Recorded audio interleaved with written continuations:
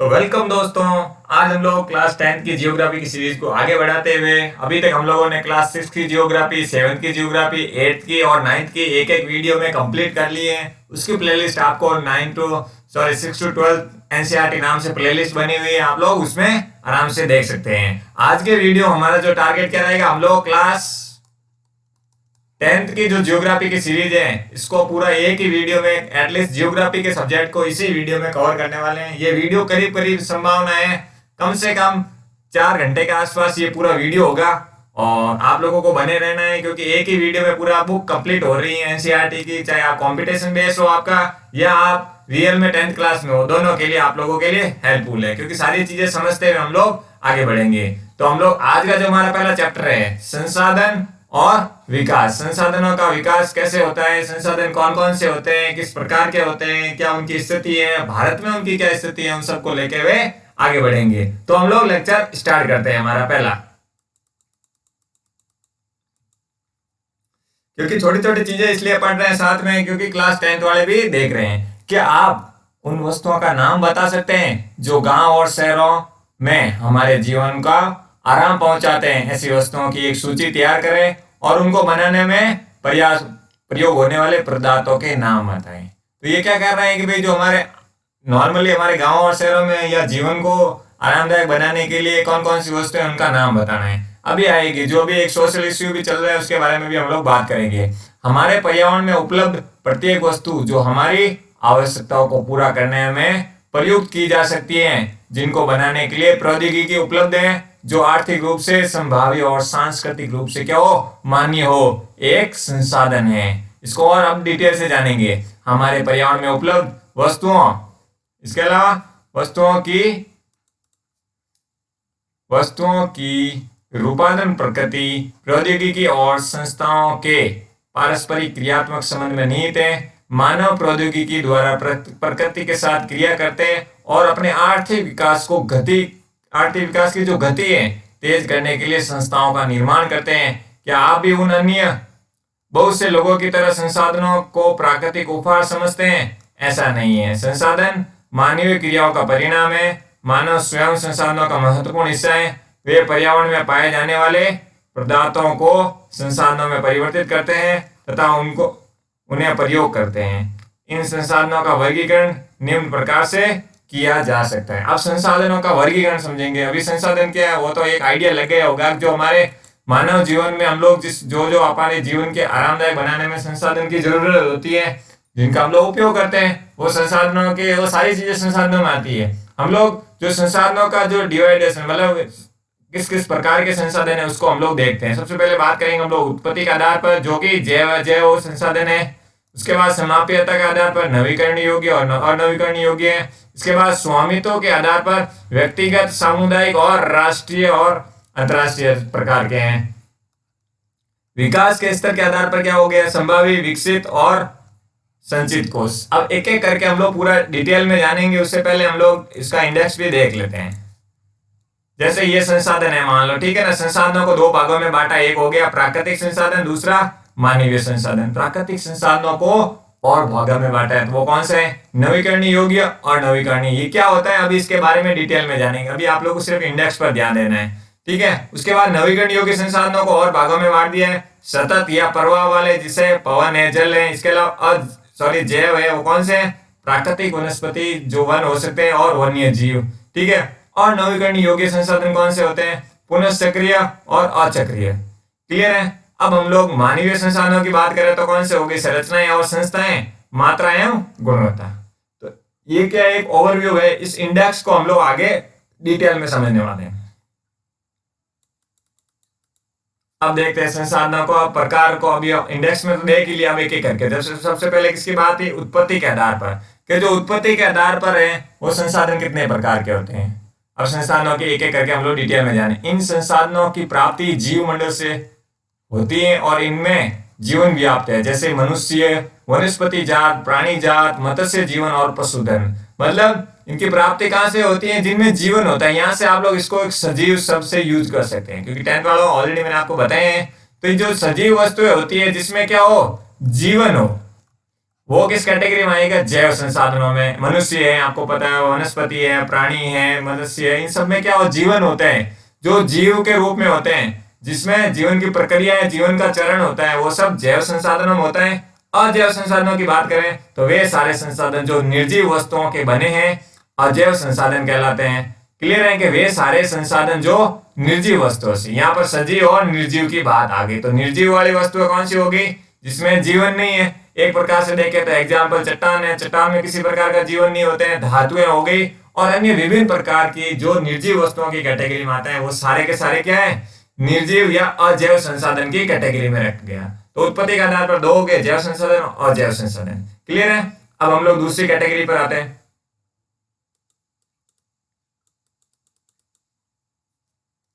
दूसरी कैटेगरी क्या है? समाप्यता के आधार पर। इसका मतलब क्या हो गया? जो समाप्ति की स्थिति के आधार पर, जो समाप्त हो रहे हैं नहीं हो रहे हैं उसकी स्थिति के आधार पर बात करें तो एक तो है नवीकरणीय योग्य और दूसरा अनवीकरणीय योग्य। इसका क्या मतलब हो गया? सबसे पहले हम लोग नवीकरणीय संसाधन। जो नवीकरणीय योग्य संसाधन है वे संसाधन जिन्हें भौतिक, रासायनिक या यांत्रिक प्रक्रिया द्वारा क्या है, नवीनीकृत या पुनः उत्पन्न किया जा सकता है, उन्हें नवीकरणीय। इसका मतलब यहाँ एक ही लाइन में बात बताऊं तो ऐसे संसाधन जो रासायनिक प्रक्रिया, यांत्रिक प्रक्रिया, भौतिक प्रक्रिया किसी न किसी माध्यम से क्या कर दिया, नवीनीकृत कर दिया, मतलब उसे पुनः प्राप्त कर लिया जाता है, तो वो किस कैटेगरी में आते हैं? नवीकरणीय होगी। जैसे कि पवन ऊर्जा है, सौर ऊर्जा है। सौर ऊर्जा क्यों है? क्योंकि आपको पता है सूर्य कभी समाप्त नहीं हो सकता। विभिन्न प्रक्रियाओं के माध्यम से, सौर प्लेटों के माध्यम से हम लोग सूर्य से ऊर्जा या सौर ऊर्जा प्राप्त कर सकते हैं। पवन ऊर्जा है, आप लोग देखते हैं कि बड़े बड़े पहाड़ों पर जो पवन चक्कियां एटलीस्ट देखते हैं, मोस्टली अपन लोग देखेंगे पहले स्थान पर पवन चक्कियों का बहुत ज्यादा जमावड़ा है। कहां पर? कर्नाटक में। इसके अलावा गुजरात में भी अब इसका बहुत बड़ा फार्म लगने वाला है, जो करंट के हिसाब से आप अपडेट कर सकते हैं। जो इसके अलावा क्या जल है, तो जल को भी हम लोग इसका आगे, जैसे आप लोग सोच रहे होंगे कि जो धरती पर टोटल 100% जल का एक रेशियो निकाले तो जनरली देखते हैं हम लोग खारा पानी है। यहाँ पर 97% क्या पानी खारा है, 3% में प्योर आते हैं, तो 1% बचता है पीने योग्य। तो जो 90% खारा है इसको विभिन्न प्रक्रियाओं के माध्यम से शुद्धिकरण का प्रोसेस चल रहा है विभिन्न देशों द्वारा, तो वो भी आप लोग देख सकते हैं। इसके अलावा वन है, वन ये जीवन है, तो ये सारे क्या हो गए? नवीकरणीय हो गए। इनको आप विभिन्न प्रक्रियाओं द्वारा पुनः प्राप्त किया जा सकता है। इन संसाधनों को सतत अथवा प्रवाह संसाधनों में विभाजित किया गया है। ठीक है ना? वो आप लोग ऊपर चित्र में देख सकते हैं जो मैंने अभी आप लोगों को बताया है। अब हम लोग वापस आ जाते हैं अनवीकरणीय योग्य। तो इसका विपरीत ले लीजिए। जैसे नवीकरणीय योग्यों में जिनको पुनः यांत्रिक प्रक्रिया, भौतिक प्रक्रिया या रासायनिक प्रक्रिया द्वारा पुनः प्राप्त किया जा सकता है, उसी प्रकार अनवीकरणीय योग्य जो संसाधन है, इन संसाधनों का विकास एक लंबे भूवैज्ञानिक अंतराल में होता है। खनिज और जीवाश्म ईंधन इस प्रकार के संसाधनों के उदाहरण है। इन्हें बनाने में लाखों वर्ष लग जाते हैं। इनमें से कुछ संसाधन जैसे धातु है पुनः चक्रीय है, कुछ संसाधन है जो जीवाश्म ईंधन अचक्रीय है, बार बार इसके प्रयोग से खत्म हो जाते हैं। इन सब की एक ही लाइन बोलो तो इसका मतलब ये है कि ऐसे संसाधन, ठीक है ना, अनवीकरणीय संसाधन वे होते हैं जो लगातार उसका यूज करोगे तो वो एक टाइम बाद में खत्म हो जाएंगे। क्लियर है? जैसे पेट्रोल है और कोयला का एग्जाम्पल तो आप सबको देख ही रहे हैं कि अभी लाइटों की जो समस्या आ रही है कि भाई कोयला खत्म हो गया, तो क्यों कि इसका जो आपको पता है इसका उत्पादन है जो भी एक लिमिटेड सीमित प्रक्रिया में, इसलिए गवर्नमेंट क्या कर रही है, सौर प्लांट को बढ़ावा देने का काम कर रही है। तो इसका क्या रीजन है आप लोगों को आराम से अब क्लियर हो गया होगा। अब स्थिति कौन सी? स्वामित्व के आधार पर, क्या भाई किसका अधिकार है किसका अधिकार नहीं है। तो स्वामित्व के आधार पर हम लोग अगर संसाधनों का विभाजन करें तो एक तो व्यक्तिगत हो गया, कैसे? संसाधनों के निजी उपयोग को क्या बोलते हैं? स्वामित्व आधार। जैसे आपका खुद का जो भी चीज है, एक तो उस पर अधिकार किसका है? आपका स्वयं का है। ठीक है? इसके अलावा बहुत से किसानों के पास सरकार द्वारा आवंटित भूमि है, जिसके बदले में सरकार को क्या लगान चुकाते हैं। गांव में बहुत से लोग भूमि के स्वामी भी होते हैं और बहुत से लोग हैं जो भूमिहीन भी होते हैं। ठीक है? इसके अलावा शहरों में लोग भूखंड, घरों, अन्य जायदाद के मालिक होते हैं। बाग, चारागाह, तालाब, कुओं, जल आदि संसाधनों का निजी स्वामित्व के कुछ उदाहरण है। अपने परिवार के संसाधनों की सूची बनाइए। इसका मतलब ये कह रहा है कि जो ऐसे संसाधन, जैसे आप कहीं भी रह रहे हो, आपके खुद के एकाधिकार में या जिन पर आपका खुद का स्वामित्व हो, उन संसाधनों का नाम बताइए और ये आप लोगों को सूची बनाने के लिए बोल रहे हैं। तो ये आपका काम है, आप लोग देख सकते हैं। ठीक है? स्वामित्व के आधार पर एक तो व्यक्तिगत हो गया, दूसरा कौन सा है? सामुदायिक स्वामित्व। तो ये संसाधन होते हैं समुदाय के सभी सदस्यों को उपलब्ध होते हैं। गांव की शामिलात भूमि जैसे चारण भूमि हो गई, शमशान भूमि हो गई, तालाब हो गए इत्यादि, नगरीय क्षेत्र, सार्वजनिक पिकनिक स्थल और खेल मैदान वहां रहने वाले लोगों को लिए उपलब्ध। इसका मतलब ये हो गया ऐसे संसाधन जिसमें पूरे समाज का या पूरे समुदाय का सहयोग से बना हुआ, जैसे गार्डन देखते हैं अपन लोग, वहां पर सब लोग आराम से सबकी एक्टिविटी होती है, किसी एकाधिकार नहीं होता है। या कुछ ऐसे तालाब की स्थिति हो गई जहां पर सब लोग पानी पी सकते हैं या जो भी प्रक्रिया है उसे जुड़ सकते हैं। शमशान से रिलेटेड हो गया, चारण भूमि से हो गया। तो इसका मतलब क्या हो गया, एक से अधिक लोगों का उन पर अधिकार होता है। क्लियर है। अब इसके अलावा राष्ट्रीय संसाधनों की बात करें जो राष्ट्र के अंतर्गत आते हैं, तो उसको हम लोग देखते हैं।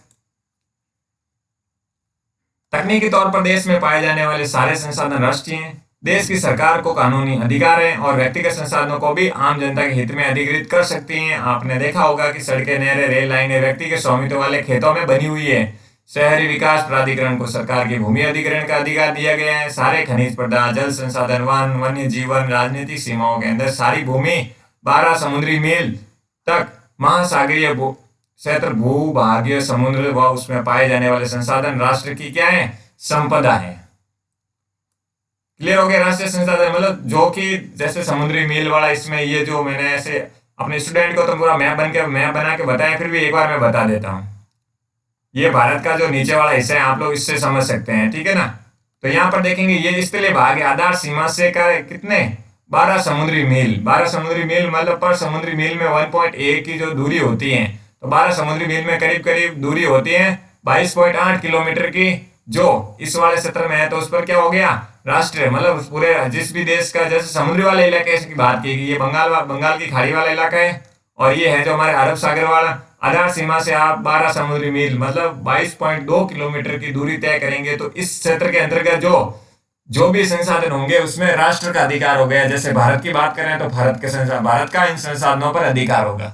इसके बारे में और डिटेल में हम लोग 11th में एक एक चैप्टर पढ़ेंगे तो और डिटेल में जानेंगे, जब हम लोग प्रादेशिक स्थिति है समुद्र की पूरी डिटेल में जानेंगे। नेक्स्ट, अंतरराष्ट्रीय संसाधन कौन से। कुछ अंतरराष्ट्रीय संसाधन मतलब ये जो स्थलीय सीमा है, ठीक है ना, यहां से आप 200 समुद्री मील, कितने 200 समुद्री मील आधार रेखा से यहां तक आप लोगों का अंतरराष्ट्रीय अधिकार हो गया। जिन देशों की आर्थिक सहमति जरूरी होती है, जिन भी देशों का ऑनक्लोज नाम से एक समझौता बना हुआ है, ठीक है ना। ये संयुक्त राष्ट्र का समझौता है, ये 1982 में हुआ है, और ये जो जिनको मैंने अभी पढ़ा है उन सबको ये चीज पता है और वो अपना रिवीजन कर सकते हैं। वैसे पहला चैप्टर ही पूरा नहीं पढ़े हैं तो बाकी वाले भी वो इस वीडियो को देखकर पूरा चैप्टर पढ़ सकते हैं। क्लियर है। तो मैं आगे बढ़ रहा हूँ। क्या आप जानते हैं, अब ये क्या कह रहे हैं, क्या आप जानते हैं, तो अभी नहीं जानते हैं तो अभी जान लेते हैं। क्या आप जानते हैं कि भारत के पास अपवर्जक आर्थिक क्षेत्र से दूर हिंद महासागर की तलहट मैग्नीज का खनन करने का अधिकार है। कुछ अन्य अंतरराष्ट्रीय संसाधनों की पहचान करें। तो ये क्या कह रहे हैं, जो अपवर्जक सबसे तीसरे नंबर पर कौन सा है, स्पेशल इकोनॉमिक जोन के आगे का जो क्षेत्र है उसमें अंतरराष्ट्रीय संसाधन की पहचान का अधिकार है। इसके बाद विकास के स्तर के आधार पर कि भाई विकास होगा, होने की संभावना है नहीं है, इस प्रकार बात करें तो संभावित संसाधन ये वे संसाधन है जो किसी प्रदेश में विद्यमान होते हैं परंतु उसको उपयोग नहीं किया जा सकता। उदाहरण के तौर पर भारत के पश्चिमी भाग विशेषकर राजस्थान और गुजरात में पवन और सौर ऊर्जा के संसाधनों की अपार संभावना, परंतु इसका सही ढंग से विकास नहीं हो गया। संभावित का क्या मतलब हो गया, शब्द से समझ में आ रहा है संभावना, कि भाई ये हो सकता है, क्या है संभावना, ये हो सकता है। तो ये क्या मतलब, भारत का आपको पता है राजस्थान और गुजरात का पश्चिमी इलाका, यहाँ पर बहुत गर्मी पड़ती है, तो यहाँ पर अपार संभावना आंधी और गर्मी रहती है। तो क्या हो गया, पवन ऊर्जा और सौर ऊर्जा की संभावना अपार है। तो लेकिन इसके अपन के पास सही ढंग से टेक्नोलॉजी नहीं होने के कारण हम लोग इसके सिर्फ संभावनाओं की कैटेगरी में आते हैं, अभी संभावित नहीं हुआ है। विकसित संसाधन वे संसाधन जिनका सर्वेक्षण किया जा चुका है, उनके उपयोग की गुणवत्ता और मात्रा निर्धारित की जा चुकी है, विकसित संसाधन कहलाते हैं। जो ऑलरेडी जिनकी गुणवत्ता निर्धारित हो सके, जिनकी खोज की जा सके, वो डेवलप ऑलरेडी हो चुके हैं, तो वो विकसित संसाधनों की कैटेगरी में आते हैं। भंडार पर्यावरण में उपलब्ध वे पदार्थ जो मानव की आवश्यकता की पूर्ति करते हैं परंतु उस उपयोग प्रौद्योगिकी के अभाव में पहुंच से बाहर है, भंडार में शामिल है। उदाहरण के लिए जल दो गैसों हाइड्रोजन है और ऑक्सीजन का यौगिक है। हाइड्रोजन ऊर्जा का मुख्य स्रोत बन सकता है परंतु इस उद्देश्य से इसका प्रयोग करने के लिए हमारे पास उन्नत तकनीकी नहीं है। क्लियर है। तो ये आराम से आप लोगों को समझ में आ गया होगा। भंडार का मतलब क्या हो गया, भाई जो भी चीजें पड़ी है भंडार के रूप में भरी पड़ी है, वो चाहे उसकी संभावना कहीं काफी जगह उपयोग किया जा चुका है, काफी जगह नहीं हुआ है। संचित कोष का मतलब भंडारण से ये संसाधन का एक संसाधन क्या है? भंडार का ही हिस्सा है। इसका उपयोग तकनीकी ज्ञान की सहायता से प्रयोग में लाया जा सकता है, परंतु इसका उपयोग अभी आरंभ भी नहीं किया।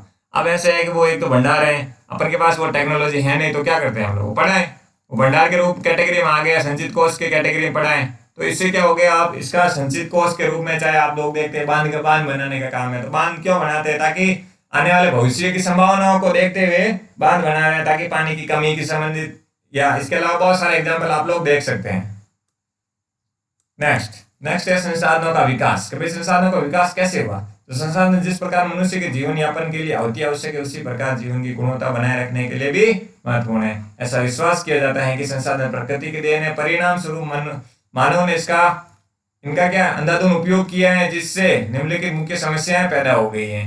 कुछ व्यक्तियों में लालच व संसाधनों का हास हो गया। तो ये समस्या क्या है? कुछ व्यक्तियों ने लालच से एक्स्ट्रा अनयूजुअल चीजें कर ली, जिसके कारण क्या हो गया? संसाधनों का हास ही हो रहा है। संसाधन समाज के कुछ ही लोगों के हाथ में आए, जिससे समाज दो हिस्सों में बंट गया। कौन कौन से? एक तो संसाधन हीन या अमीर या गरीब में बंट गया। आप लोग इस प्रकार समझ सकते हैं। कुछ लोग देखते हैं, आप लोगों को देखते हैं, जो अमीर है वो अमीर की कैटेगरी में ज्यादा, और जो गरीब है गरीब की कैटेगरी में। क्यों? क्योंकि पता है कि उनके पास संसाधनों का सोर्स अधिकता हो गई। इस जो अमीर है इनके पास संसाधन अधिक है, और यहाँ पर क्या है? संसाधनों की कमी है। तो अमीर वाले और अमीर होते गए क्योंकि संसाधनों की सारी उपलब्धता है, और गरीब है जो वो गरीब ही रह गए क्योंकि उसके पास संसाधनों की कमी है।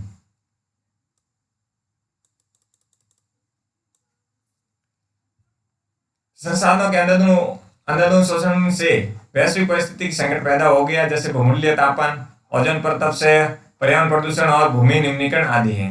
कल्पना करें कि तेज संसाधन खत्म होने पर उनका हमारे जीवन पर क्या प्रभाव पड़ेगा। ये क्रियाकलाप करना है आप लोगों को, जो भी मैंने समझा है उसके आप लोगों को तैयारी करनी है, ठीक है ना। इसको अभी पढ़ने की जरूरत नहीं है। आप लोग अगर 10th में हो तो आपको पढ़ना चाहिए। मानव जीवन की गुणवत्ता और विश्व शांति बनाए रखने के लिए संसाधनों का समाज में व्यक्ति संगत बंटवारा अवश्य हो गया है।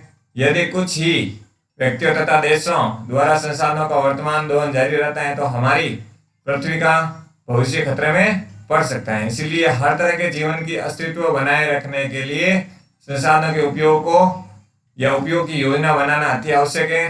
सतत अस्तित्व सही अर्थ में क्या है? पोषणीय विकास का ही एक हिस्सा है। तो सतत पोषणीय विकास क्या है, इसको समझना जरूरी है। सतत पोषणीय विकास का क्या कह रहे हैं?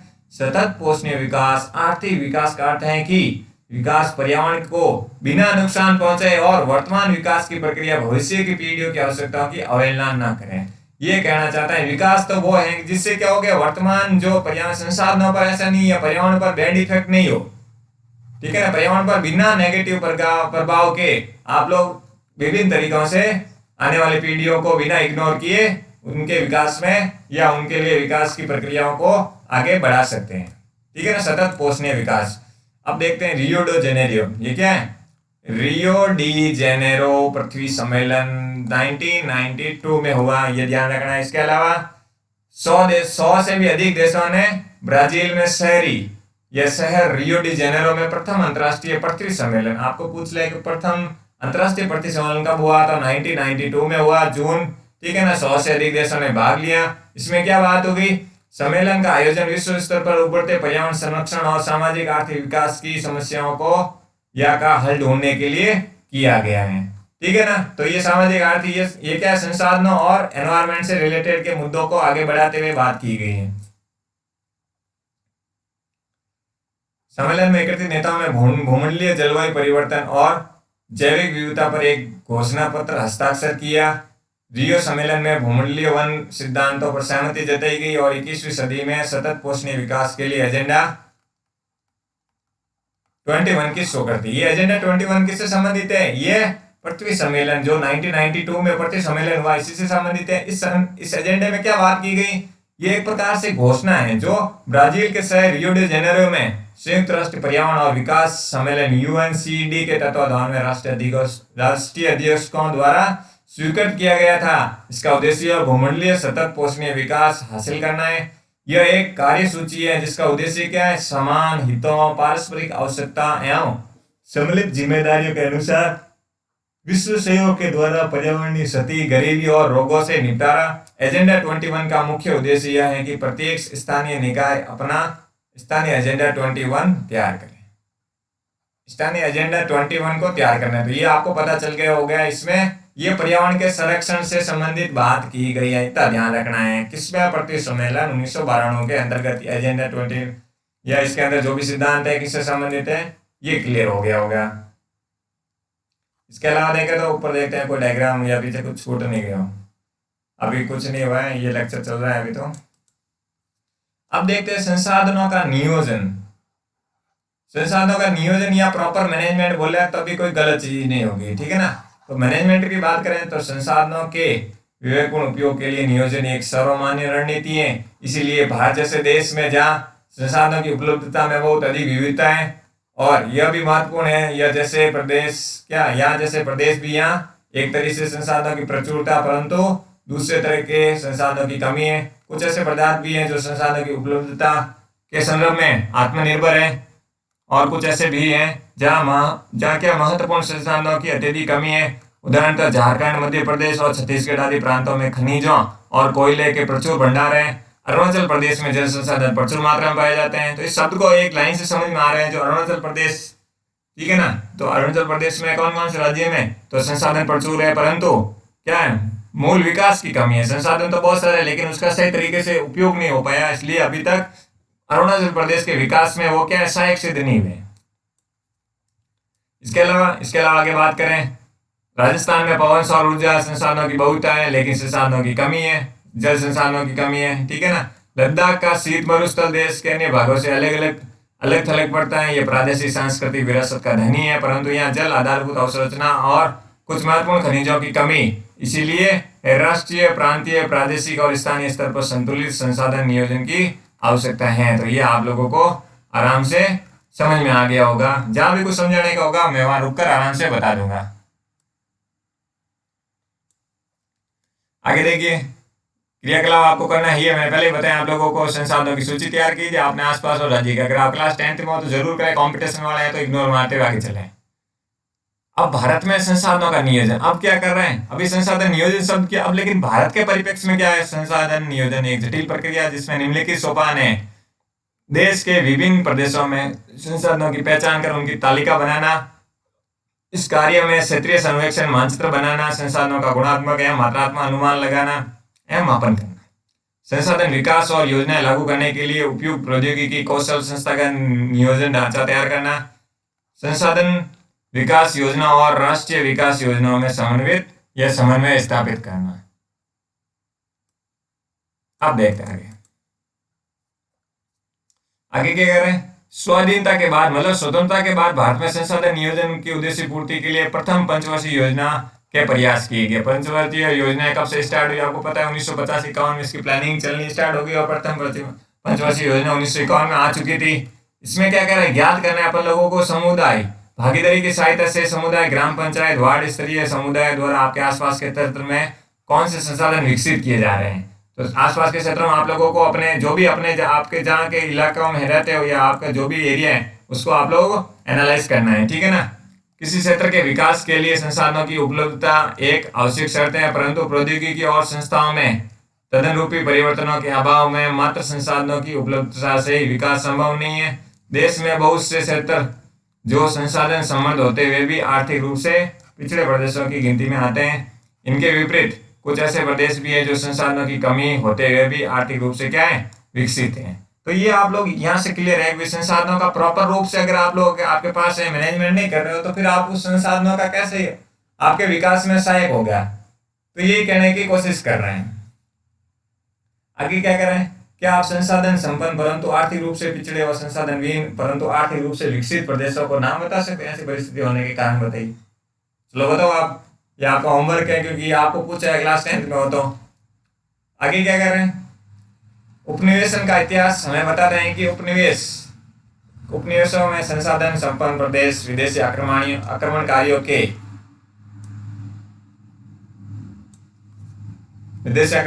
क्या है, मुख्य आकर्षण है। उपनिवेशकारी देशों में बेहतर तकनीकी प्रौद्योगिकी के विकास के सारे उपनिवेशों के संसाधनों का शोषण किया, उन पर अपना आधिपत्य स्थापित किया। अतः संसाधन किसी प्रदेश के विकास में तभी योगदान दे सकते हैं जब वहां उपयुक्त प्रौद्योगिकी विकास और संस्थागत परिवर्तन किए गए। उपनिवेशन के विभिन्न चरणों में भारत ने इन सबका क्या अनुभव किया। अतः भारत में विकसित या विकास सामान्यतः तथा संस्थागत विकास दोनों के मुख्य संसाधनों की उपलब्धता पर ही आधारित नहीं है, बल्कि उनमें प्रौद्योगिकी, मानव संसाधन की गुणवत्ता और ऐतिहासिक अनुभव का भी योगदान रहा है। तो ये क्या ना बिल्कुल थ्योरी है, इसमें आप लोग खुद से रीड करोगे तब भी आराम से समझ में आ जाएगा। अब हम लोग बात करते हैं कि संसाधनों का संरक्षण कैसे करना है, किस प्रकार संरक्षण किया जाता है।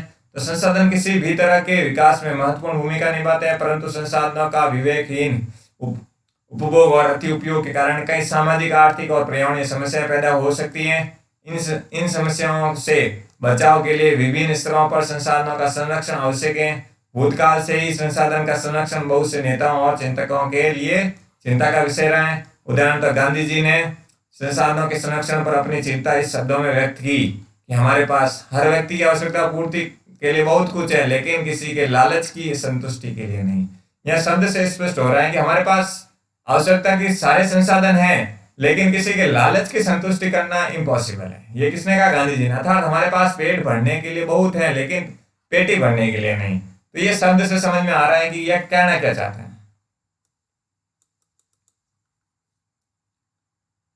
उनके अनुसार विश्व स्तर पर संसाधन हास के लिए लालची और स्वार्थी व्यक्ति तथा अत्याधुनिक तकनीकी की शोषणात्मक प्रवृत्ति जिम्मेदार है। वे अत्यधिक उत्पादन के विरुद्ध थे और इस स्थान पर अधिक बड़े जन समुदाय द्वारा उत्पादन के पक्ष धरते हैं।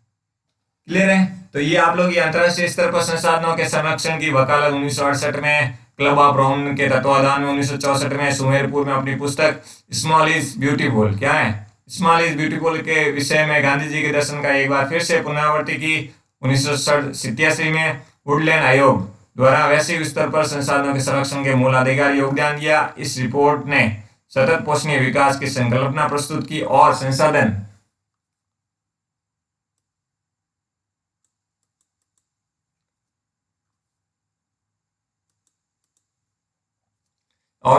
के संरक्षण की वकालत की। इस रिपोर्ट के बाद हमारा साझा भविष्य और कॉमन फ्यूचर शीर्षक की पुस्तक प्रकाशित की।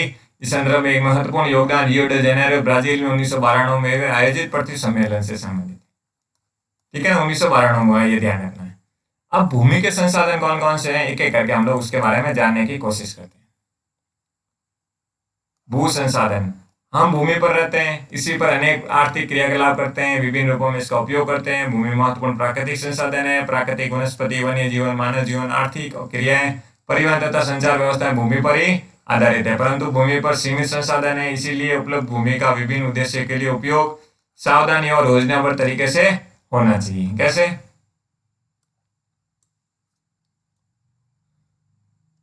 भारत में भूमि पर विभिन्न प्रकार की भू आकृतियां जैसे पठार, पर्वत, पठार, मैदान और ढीप पाए जाते हैं। लगभग 43% भू क्षेत्र मैदान है, जो कृषि और उद्योगों के विकास के लिए सुविधाजनक है। पर्वत पूरे भू क्षेत्र के 30% भाग पर विस्तृत हैं। वे कुछ बारहमासी नदियों के प्रवाह को सुनिश्चित करते हैं, पर्यटन विकास के लिए अनुकूल परिस्थितियां प्रदान करते हैं और पारिस्थितिकी के लिए महत्वपूर्ण है। देश के क्षेत्रफल के का लगभग 27% हिस्सा पठारी भाग है। इस क्षेत्र के खनिज और जीवाश्म ईंधन अपार संचय हैं।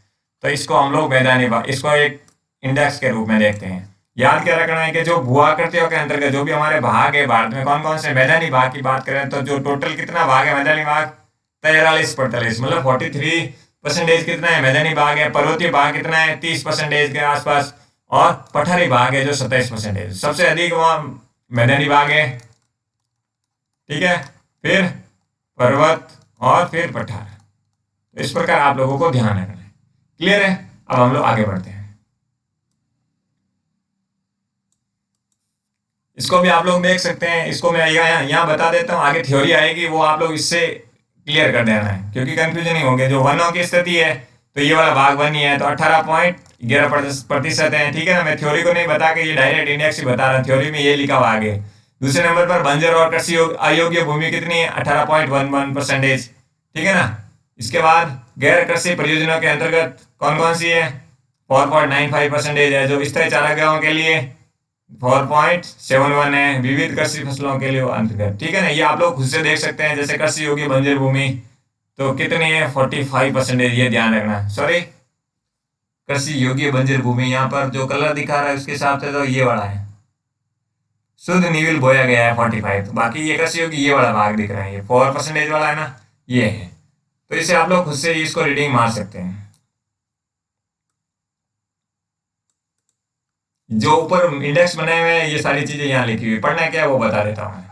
भू उपयोग, संसाधनों का उपयोग निम्नलिखित उद्देश्य के लिए किया जाता है, जैसे वन कृषि के लिए, अनुपलब्ध कृषि, बंजर कृषि योग्य, कृषि अयोग्य भूमि, गैर कृषि प्रयोजनों में लगाई गई भूमि जैसे इमारतें, सड़कें, उद्योग इत्यादि।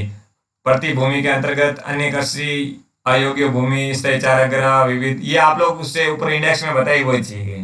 लेकिन यहाँ ध्यान रखना है, कृषि योग्य बंजर भूमि कौन सी है, जहाँ 5 साल से अधिक वर्षा या वर्षों से 5 वर्षों से अधिक क्या है खेती नहीं की गई। तो कृषि योग्य भूमि का पूछ ले आप लोगों को, कंपटीशन वाला को ध्यान रखना है, जिस जहां पर क्या है 5 सालों से अधिक समय हो गया वहां पर क्या है खेती नहीं की गई। प्रति भूमि जो डेफिनेशन आ रही है वो मैं आराम से आपको बताऊं। प्रतिभूमि का वर्तमान प्रतिभूमि जहां 1 वर्ष या 1 कृषि वर्ष उससे कम समय में खेती नहीं की हुई। तो वर्तमान प्रति कौन सी होगी, जहां समय क्या 1 वर्ष से कम है। इसके अलावा वर्तमान प्रतिभूमि के अतिरिक्त क्या है, अन्य प्रतिभूमि या पुरातन प्रतिभूमि में कौन है 1 से 5 साल के बीच में। तो वर्तमान प्रति क्या 1 साल से कम समय वाली और 1 से 5 समय के बीच में जो भूमि पड़ी हुई इसका यूज नहीं किया हो, तो वो कौन सी किसके अन्य प्रतिभूमि या पुरातन प्रति में। अब यह बात आ जाती है शुद्ध या निविल बोया गया क्षेत्र। कैसे, 1 कृषि वर्ष में एक बार से अधिक बोए गए क्षेत्र को शुद्ध निविल बोए गए क्षेत्र में जोड़ा जाए तो वो सकल कृषि क्षेत्र कहलाता है। क्लियर है, तो ये आराम से आप लोगों को समझ में आ गया होगा। भारत में भू उपयोग प्रारूप, भारत में क्या भू उपयोग प्रारूप क्या कहते हैं, भू उपयोग को निर्धारित करने वाले तत्वों में भौतिक कारक जैसे भू आकृति, जलवायु, मृदा के प्रकार, मानवीय कारक जैसे जनसंख्या, घनत्व, प्रौद्योगिकी की क्षमता, संस्कृति और परंपराएं इत्यादि शामिल होती हैं। भारत का कुल भौगोलिक क्षेत्रफल कितना है 32.8 लाख वर्ग किलोमीटर, परंतु इसके 93% भाग भू उपयोग आंकड़े उपलब्ध है, क्योंकि पूर्वोत्तर प्रांत में असम को छोड़कर अन्य प्रांतों की सूची के बारे में अभी क्या है,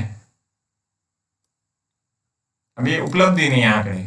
तो यहाँ से समझ सकते हैं 93 भाग के तो आंकड़े उपलब्ध हैं और बाकी 7% के तो अभी आंकड़े भी उपलब्ध नहीं है, बाकी चीज तो बाद की बात है।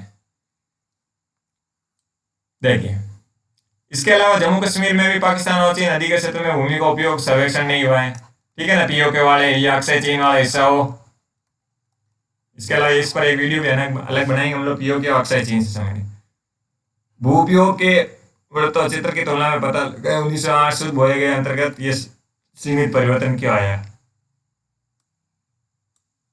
अब देखिए, स्थायी चारागाहों के अंतर्गत भी भूमि कम हुई है। पशुधन की इतनी बड़ी संख्या के लिए चारा उपलब्ध कराने में कैसे समर्थ होंगे, इसके परिणाम उनके क्या परिणाम होंगे। वर्तमान प्रतिभूमि के अतिरिक्त अन्य प्रतिभूमि अनुपजाएं, तो वर्तमान प्रतिभूमि कौन सी हो गई जिसमें 1 साल से कम समय खेती नहीं की गई हो, और अन्य प्रतिभूमि 1 से 5 साल तक समय के बीच में खेती नहीं की गई हो। इन फसलों को उगाने के लिए कृषि लागत बहुत अधिक होते हैं, भूमि में 2 या 3 वर्षों में एक से अधिक बार बोए जाता है और इसे शुद्ध निवल बोए गए क्षेत्र में शामिल कर दिया जाता है। तब भी भारत कुछ संचित क्षेत्र का 54% हिस्से पर ही खेती करता है। तो भारत का जो खेती वाला टोटल क्षेत्र कौन सा है 54% आ रही है। ऐसा नहीं 93 है तो वो का वो पूरा को पूरा कृषि के लिए नहीं, 54% वाला क्षेत्र है जो कृषि के लिए उपयोगी है। शुद्ध निवल बोए गए क्षेत्र का प्रतिशत भी विभिन्न राज्यों में भिन्न भिन्न है। पंजाब हरियाणा 80% भूमि पर खेती होती है, परंतु अरुणाचल प्रदेश, मिजोरम, मणिपुर, अंडमान निकोबार में क्या है सिर्फ 10% हिस्से पर खेती होती है। तो ये आप लोग डिफरेंस देख सकते हैं कि कुछ जगह पर तो लगभग 80-90% है, जैसे पंजाब और हरियाणा में 80%, जो उनकी जो भूमि का क्षेत्रफल है हरियाणा या पंजाब का, इनके जो टोटल एरिया का 80% भाग पर क्या खेती होती है। लेकिन जो मणिपुर मिजोरम वाला इलाका है यहाँ पर क्या है 10% से भी कम खेती हुई। इन राज्यों में शुद्ध निवल बोए गए क्षेत्र के कम अनुपात के लिए उत्तरदायी कारणों को ज्ञात कीजिए। चलो ज्ञात करो आप लोग, इनके क्या कौन कौन से पॉलिटिकल रीजन है, इकोनॉमिकल रीजन है या जियोग्राफिकल रीजन है, वो सारे आप लोगों को पता करने हैं। हमारे देश में राष्ट्रीय वन नीति 1952 द्वारा निर्धारित वनों के अंतर्गत 33% भौगोलिक क्षेत्र वांछित हैं, जिनकी तुलना में वन के अंतर्गत क्षेत्र काफी कम है। वन नीति द्वारा निर्धारित यह सीमा पारिस्थितिकी संतुलन बनाए रखने के लिए क्या आवश्यक हो गए। वन क्षेत्रों के आसपास रहने वाले लाखों लोगों की आजीविका इस पर निर्भर करती है कि भू उपयोग का एक भाग बंजर भूमि और दूसरा गैर कृषि योग्य में लगाई गई भूमि कहलाता है। बंजर भूमि में पहाड़ी चट्टानें, सूखी और मरुस्थलीय। बंजर भूमि में पहाड़ी चट्टानें और सूखी और मरुस्थलीय हैं।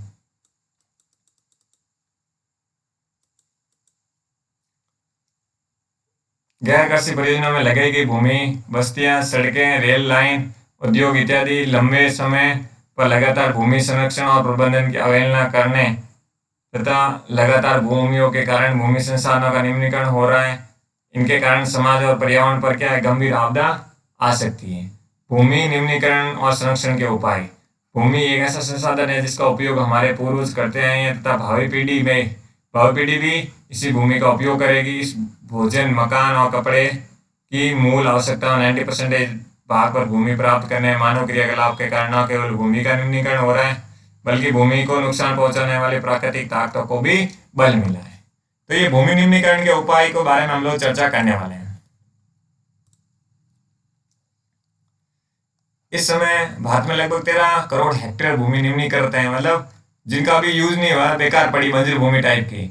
इसमें लगभग 28% भूमि अनिम्नीकृत वनों के अंतर्गत 56% क्षेत्र हैं जो अपर्दित हैं। क्षेत्र शेष भाग है लवणीय और क्षारीय।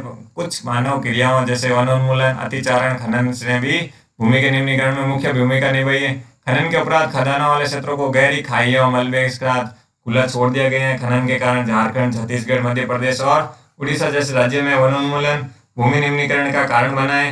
गुजरात, राजस्थान, मध्य प्रदेश और महाराष्ट्र में अति पशुचारण भूमि निम्नीकरण का मुख्य कारण है। तो ये भूमि निम्नीकरण के कारण क्या है कि जहाँ पर भूमि अनुपजाऊ हो रही है, निम्नीकरण अनयूजुअल हो रही है, तो उसके कारण क्या है वो आप लोग अब धीरे धीरे समझ रहे होंगे। आगे देखिए, पंजाब, हरियाणा और पश्चिमी उत्तर प्रदेश जैसे राज्यों से अधिक सिंचाई भूमि निम्नीकरण के लिए उत्तरदायी होती है। अति सिंचन से उत्पन्न जलाक्रांता भी भूमि निम्नीकरण के लिए उत्तरदायी होती है, जिससे मृदा में क्या लवणीयता, क्षारीयता बढ़ जाती है। खनिज प्रक्रियाएं जैसे सीमेंट उद्योग में चूना पत्थर को पीसना और मृदा बर्तन उद्योग से चूने, खड़िया मृदा, सेल खड़ी प्रयोग में बहुत अधिक मात्रा वायुमंडल में धूल विसर्जित होती है। जब इसका परत भूमि पर जम जाती है तो मृदा को जलने सोखने में अवरुद्ध हो जाती है। तो ये आप लोग खुद से भी रीड करोगे तो आराम से समझने का कुछ है नहीं, कंपटीशन के लायक कुछ विशेष है नहीं, बस थोड़ा एक थ्योरी जरूर, कॉन्सेप्ट जरूर ध्यान रखना ताकि कल को मेंस में लिखो, यूपीएससी हो या इसके अलावा कोई भी थ्योरी वाले में, तो उसमें आप लोगों की हेल्प हो जाएगी। पिछले कुछ वर्षों में देश के विभिन्न भागों में औद्योगिक जल निकास के बाहर आने वाले अपशिष्ट पदार्थ भूमि और जल प्रदूषण का मुख्य स्रोत है। भूमि निम्नीकरण की समस्याओं को सुलझाने के लिए कई तरीके वनारोपण, चारागाहों का उचित प्रबंधन इसमें कुछ हद तक मदद करते हैं। पेड़ों की रक्षक मेखला, पशुचारण नियंत्रण, रेतीले टीले, कांटेदार झाड़ियां लगाकर स्थिर बनाने में प्रक्रिया से भी भूमि कटाव की रोकथाम क्षेत्रों में की जा सकती है। बंजर भूमि के उचित प्रबंधन, खनन नियंत्रण और औद्योगिक जल के परीक्षण के पश्चात विसर्जित करके जल और भूमि प्रदूषण को कम किया जा सकता है। अब क्या मृदा संसाधन, अब हम लोग सॉइल्स के बारे में, मिट्टी के बारे में समझेंगे कि भाई मृदा कौन कौन सी किस प्रकार की मिट्टी है, क्या क्या विशेषताएं।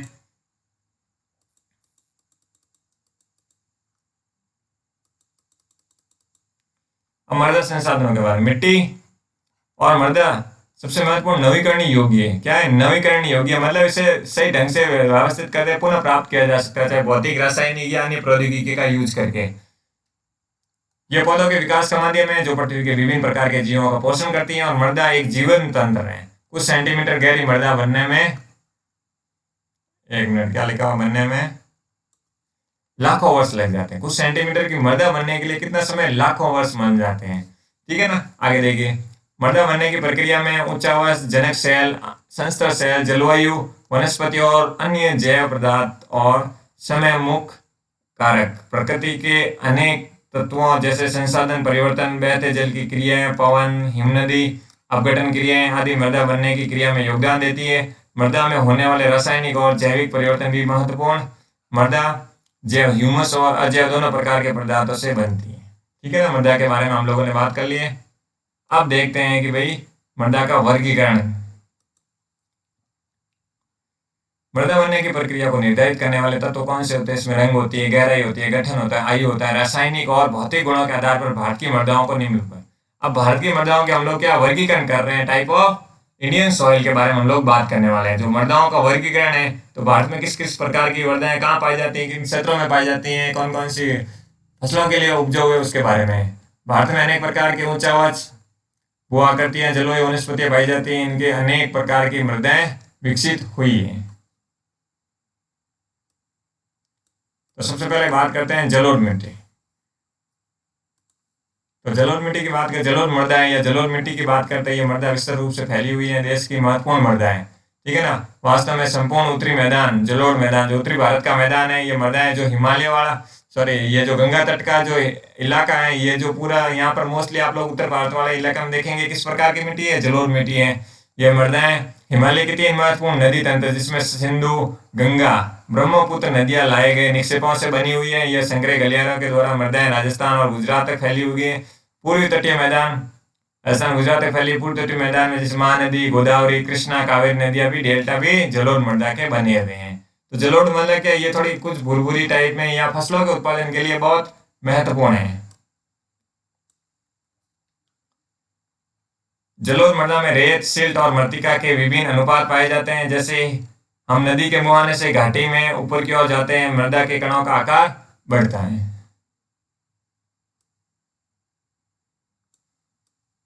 ये देख सकते हैं आप लोग किन किन क्षेत्रों में, आप लोग मैप के माध्यम से देखें तो चीजें याद रहेगी। जो ये पर्वत और वन, सबसे ऊपर से स्टार्ट करते हैं, पर्वत और वनों वाले, तो पर्वत और वनों वाले भाग को देखते हैं। ये जो ये ग्रीन वाला इलाका है, ठीक है ना, ये जो क्षेत्र है, आप लोग जम्मू कश्मीर हो, हिमाचल प्रदेश का, उत्तराखंड का हो, या आसपास के पंजाब के इलाका हो, ठीक है, और सिक्किम का इलाका हो, या हिमालय का जो ऊपरी भाग है, तो इसमें सारे किस प्रकार की मृदा पाई जाती है, ये इस प्रकार के वनों के बारे में बात की। तो ये आप लोग आराम से देख सकते हैं किस अवस्था में किस प्रकार की मृदाएं पाई जाती है, उपजाऊ क्षेत्र है या नहीं। तो आप मैप को खुद से एनालाइज भी कर सकते हैं।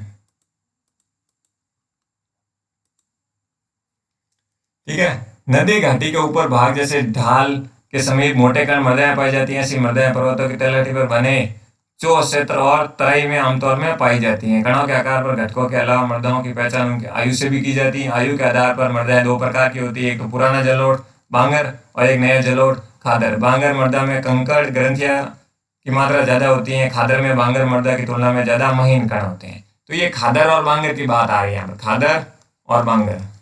तो मैं आपको एक सिंपल सी भाषा में बताऊं, जैसे ये मान लो गंगा नदी है, ठीक है ना, गंगा नदी अपने साथ उपजाऊ निक्षेप लेके आ रही है।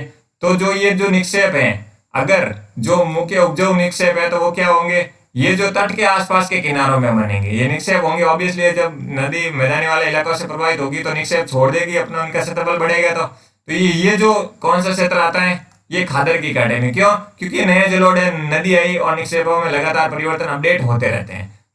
जो नदी से दूर वाले क्षेत्रों में होते हैं वो होते हैं बांगर, जो कि अनउपजाऊ टाइप के होते हैं, कम उपजाऊ, ये कंकड़ के रूप में होते हैं। इस रूप में कंकड़ के रूप में होते हैं, खादर होते हैं, महीन कणों के रूप में होते हैं और उपजाऊ भी होते हैं। क्लियर हो गया? इससे ज्यादा बताने की आप लोगों को आवश्यकता नहीं है। आगे देखिए, जलोढ़ मृदाएं बहुत उपजाऊ होती हैं। अधिकतर जलोढ़ मृदाएं पोटास, फास्फोरस और चूना युक्त होती हैं, जिसमें क्या पोटास, फास्फोरस और चूना युक्त होती हैं। क्लियर है? दलहन फसलों की खेती के लिए उपयुक्त मानी जाती हैं, जैसे गन्ने, चावल, गेहूं और अन्य अनाजों के लिए। अधिक उपजाऊपन के कारण जलोढ़ मृदा वाले क्षेत्रों में गहन कृषि की जाती है। जनसंख्या घनत्व भी अधिक है। तो आपको पूछे जनसंख्या घनत्व किस प्रकार की मिट्टी पर ज्यादा होता है? जलोढ़ मिट्टी में। सूखे क्षेत्रों की मृदाएं अधिक क्षारीय होती हैं। इन मृदाओं का सही उपचार और सिंचाई करके इनकी पैदावार बढ़ाई जा सकती है। तो ज्यादातर भारत में भी इस प्रकार की मृदा पाई जाती है, क्योंकि भारत में सभी प्रकार की नदियां होती है। नदी अपने साथ अवक्षेप कहीं ना कहीं लेके आती है। खासतौर हिमालय नदियां मैदानी भाग में बहुत ही उपजाऊ अवक्षेप लाती हैं। क्लियर है? अब बात करते हैं काली मृदा। इन मृदाओं का रंग काला, इन्हें रेगर मृदा भी कहते हैं। काली मृदा कपास की खेती के लिए उचित है और काली कपास मृदा के नाम से जानी जाती है। यह माना जाता है कि जलवायु और जनक स्थलों में काली मृदा के बनने में महत्वपूर्ण योगदान दिया। इस प्रकार की मृदाएं दक्कन पठार, बेसाल्ट क्षेत्र के उत्तर पश्चिम भागों में पाई जाती हैं और लावा। ये देखिए काली मिट्टी के बारे में बता रखे हैं, इसको फिर हम लोग आगे चैप्टर की ओर भी बढ़ेंगे। काली मृदा वाले ये देखिए किस प्रकार ये ब्लैक ब्लैक टाइप में और थोड़ी ब्लैक इसमें ये बैठा बेसाल्ट वाले चट्टानों में दक्कन वाला पठार है, जो ज्वालामुखी वाला इलाका है। ठीक है ना? अभी उसके बारे में भी बात हो जाएगी आगे। जनक स्थलों से बनी है ये मृदा महाराष्ट्र, मालवा, मध्य प्रदेश और छत्तीसगढ़ के पठार में पाई जाती है, क्योंकि ये दक्कन ट्रैप है। दक्कन ट्रैप के दक्कन का पठार के बारे में सुना ही है, तो दक्कन के पठार का इलाका यही है। दक्षिणी पूर्वी भाग में गोदावरी और कृष्णा नदियों की घाटियों तक फैली है, क्योंकि इनका उद्गम भी महाराष्ट्र और आसपास के इलाकों में है। काली मृदा बहुत महीन और मृत्तिका के बनी होती है। इनका नमी धारण की क्षमता बहुत होती है। इसके अलावा आपको पूछ ले नमी धारण की क्षमता किस मिट्टी में पाई जाती है अधिक मात्रा में? वो काली मिट्टी में। इसके अलावा ये मृदाएं कैल्शियम कार्बोनेट मैग्नीशियम, पोटास, चूने जैसे पौष्टिक तत्वों से परिपूर्ण होती हैं, परंतु इनमें फास्फोरस की मात्रा कम होती है। गर्म और शुष्क मौसम में इन मृदाओं में गहरी दरारें पड़ जाती हैं, जिससे इन अच्छी तरह वायु मिश्रण हो जाती है और गीली होने पर ये मृदाएं चिपचिपी हो जाती है, इन्हें जोतना मुश्किल होता है। इसलिए इनकी जुताई मानसून प्रारंभ से पहले बौछार में कर दी जाती है। क्यों? क्योंकि उसके बाद जब ज्यादा पानी हो जाएगा तो ये चिकनी हो जाएगी, तो फिर फसल के उत्पादन में दिक्कत आएगी। अब देखते हैं लाल और पीली मृदा। किसके बारे में बात करेंगे? लाल और पीली मृदा। लाल मृदा दक्कन पठार के पूर्वी और दक्षिणी हिस्से में रवेदार आग्नेय चट्टान पर कम वर्षा वाले भागों में विकसित हुई है। लाल और पीली मृदाएं उड़ीसा, छत्तीसगढ़, मध्य गंगा के मैदान, दक्षिणी छोर पर और पश्चिमी घाट में पहाड़ी पद पर पाई जाती है। इन मृदाओं का रंग लाल रंग रवेदार आग्नेय और रूपांतरित चट्टानों में लौह धातु के प्रसार के कारण होता है। इनका पीला रंग जलयोजन के कारण होता है। तो ये क्लियर हो गया, जल की मात्रा मिलते ही ये लाल और पीली मृदा में कन्वर्ट हो जाती है। तो जहाँ पर कम वर्षा वाले भागों में विकसित हुई गई है, जो लाल मृदा है दक्कन के पूर्वी भाग में है, तो ये आराम से आप लोगों को समझ में आ गया होगा। अब हम लोग बात करते हैं लेटराइट मृदा के बारे में। लेटराइट ग्रीक भाषा के शब्द लेटर से लिए गए हैं। इसका अर्थ क्या होता है? ईंट। लेटराइट मृदा का निर्माण उष्णकटिबंधीय और उपोष्णकटिबंध जलवायु क्षेत्रों में आर्द्र और शुष्क ऋतुओं के एक के बाद एक आने के कारण होता है। यह भारी वर्षा, अत्यधिक निस्सालन क्या है? लीचिंग का परिणाम है। लेटराइट मृदा अधिकतर गहरी और अम्लीय होती हैं। इसमें सामान्य पौधा पोषक तत्वों की कमी होती है और दक्षिणी राज्य महाराष्ट्र के पश्चिमी घाट, उड़ीसा, पश्चिम बंगाल के भागों में पाई जाती है। इन मिट्टी में पर्णपाती और सदाबहार वन मिलते हैं। वहाँ उसमें ह्यूमस पर्याप्त मात्रा में पाई जाती है, लेकिन विरल वनस्पति और अर्धशुष्क स्थिति होती है। तो ये मतलब जहाँ पर लगभग 150 से 200 सेंटीमीटर से प्लस वर्षा हो रही है, उन क्षेत्रों में ये निस्सालन की प्रक्रिया होती है। लगातार बारिश होते हुए जो उपजाऊ मिट्टी है वो भी क्या है ना, खिसक के कहीं और चली जाती है। तो ये क्या क्षेत्र हो जाता है? बिल्कुल अनउपजाऊ टाइप का हो जाता है। ये देखिए, ये वाला भाग है जो अब क्या लगातार यहाँ पर बारिश होने के कारण ये क्षेत्र तो अब क्या हो गया? अनउपजाऊ हो गया और मिट्टी यहाँ की कहीं और चली गई। क्लियर है? तो अब हम लोग आगे बढ़ते हैं।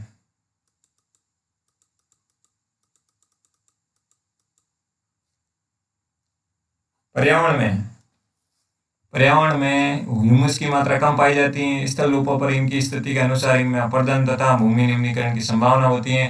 मृदा संरक्षण की उचित तकनीकी अपनाकर मृदाओं पर कर्नाटक, केरल और तमिलनाडु में चाय और कॉफी उगाई जाती है। तमिलनाडु, आंध्र प्रदेश और केरल की लाल लेटराइट मृदाएं काजू की फसल के लिए अधिक उपयुक्त हैं। मरुस्थलीय मृदा के बारे में बात करते हैं, क्योंकि ये जो चाय कॉफी के उत्पादन के लिए जो केरल, तमिलनाडु, आंध्र प्रदेश अधिक मात्रा जो काजू का उत्पादन हो रहा है इन क्षेत्रों में हो रही है। लेकिन जहाँ पर ये समझ सकते हैं अधिक मात्रा में वर्षा हो रही है, निस्सालन हो रहा है, तो वो लेटराइट मृदा का उदाहरण है। बस इतना ध्यान रखना है। मरुस्थलीय मृदा का रंग लाल और भूरा होता है। ये मृदाएं आमतौर पर रेतीली और लवणीय होती हैं। कुछ क्षेत्रों में नमक की मात्रा इतनी अधिक होती है कि झीलों से जल वाष्पीकृत करके खाने का नमक भी बनाया जाता है। शुष्क जलवायु और उच्च तापमान के कारण जल वाष्पन की दर अधिक होती है। मृदाओं में ह्यूमस और नमी की मात्रा कम होती है। मृदा की सतह के नीचे कैल्शियम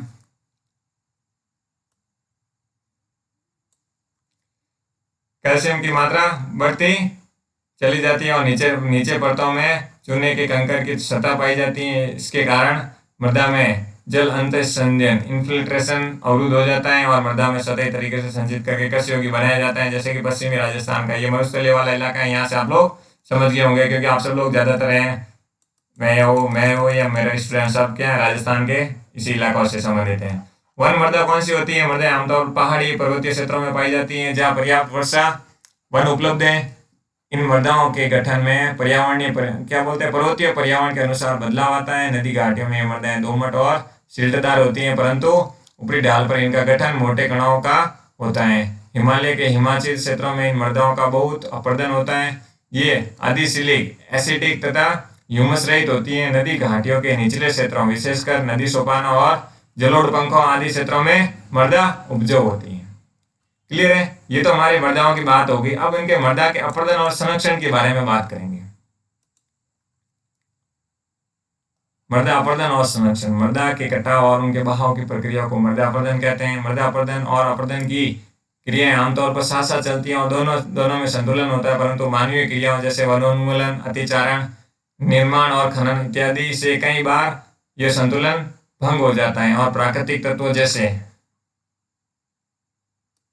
तो ये मृदा अपरदन पता है आप लोगों को, यहाँ पर लगातार पानी बहते बहते ये जो मृदा वाला इलाका ये कटाव धीरे धीरे होता जाता है और बहुत सारे अन्य प्रकार की आपदाओं को भी जन्म देती है। जैसे अपरदन के पवन, हिमनदी, जल द्वारा अपरदन, बहता जल मृतिकाओं मृदाओं को काटकर गहरी वाहिका बनाता है जिसे अवनालिकाएं कहते हैं। ऐसी भूमि जोतने योग्य नहीं होती, उत्खात भूमि बेडलैंड कहते हैं। क्या बोलते हैं? बेडलैंड। ठीक है ना। चंबल बेसिन में ऐसे भूखंड भूमि कहा जाता है। कई बार जल विस्तृत रूप से ढके ढाल के नीचे की ओर बहता है। ऐसी स्थिति में ऊपरी मृदा घुलकर साथ बह जाती है, इसे चादर अपरदन भी बोलते हैं। ये देखिए, थोड़ा थोड़ा पानी बहते हुए गड्ढा हो रहा है और मिट्टी भी आगे आगे खिसकती खिसकती दूसरी जगह प्रवाहित हो रही है। तो ये एक प्रकार से अवनालिका अपरदन आप लोग इसको बोल सकते हैं। चंबल के जो बीहड़ वाले इलाके या जिसे बेडलैंड या उत्खात भूमि बोलते हैं। पवन द्वारा मैदान तथा ढालू क्षेत्रों में मृदा को उड़ा ले जाने की प्रक्रिया को मृदा अपरदन कहते हैं। कृषि के गलत तरीके से भी भूमि के मृदा अपरदन होता है। गलत तरीके से उपयोग से, गलत ढंग से हल चलाने, ढाल के ऊपर नीचे बहने और हल चलाने से वाहिकाएं बन जाती हैं जिसके अंदर से बहता पानी आसानी से मृदा का कटाव करता है। ढाल वाली भूमि पर समुद्र रेखाएं के समानांतर हल चलाने के ढाल के साथ जलबहाव की गति घटती है, इसे समुद्र जुताई कहा जाता है। ढाल वाली भूमि पर सोपान बनाए जा सकते हैं। सोपान कृषि अपरदन को क्या करते हैं? नियंत्रित करते हैं।